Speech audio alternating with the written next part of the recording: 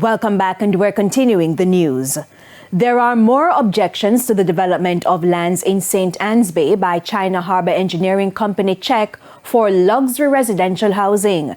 Members of the Old Fort Bay Owners Association are threatening to take the authorities to court over the issue. Anthony Lugg has details.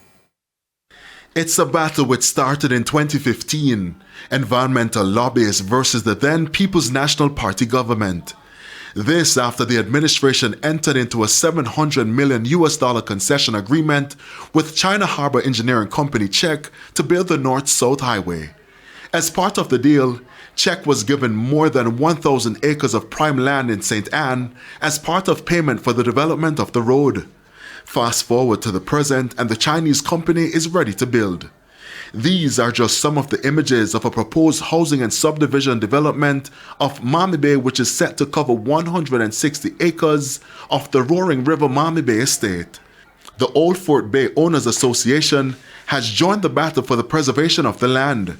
In a letter dated January 30 to the National Environment and Planning Agency NEPA, the association said it stood united to fight the matter in court if NEPA grants CHEC an environment license. This is what NEPA representatives told a recent stakeholder meeting.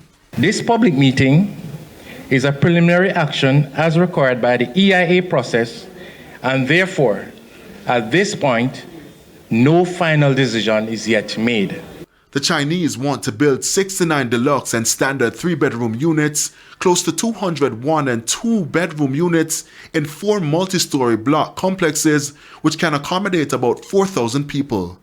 The development will also consist of a clubhouse, pool, gyms, accessibility parks, and nature trails, among other features. The Old Fort Bay Owners Association argues that not only will the project impact the beach shoreline, but it's concerned it threatens to invade the western boundary of the Rio Chico, Roaring, and Duns River watersheds.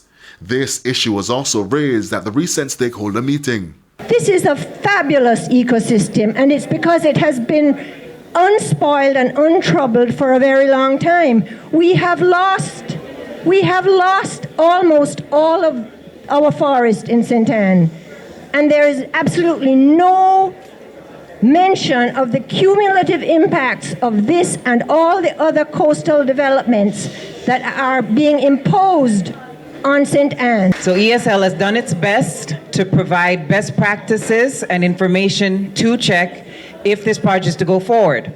So for example, we did a tree flagging exploration. So we actually went through the property and flagged all the trees that are of a certain size to preserve the big trees. And they should be left uncut and they shouldn't be clear cut. We have also flagged the endemic species so that we can create a nursery. The people insist they're not opposed to nation building and international investment. Instead, they're concerned about what they have described as cultural, environmental, and heritage destruction.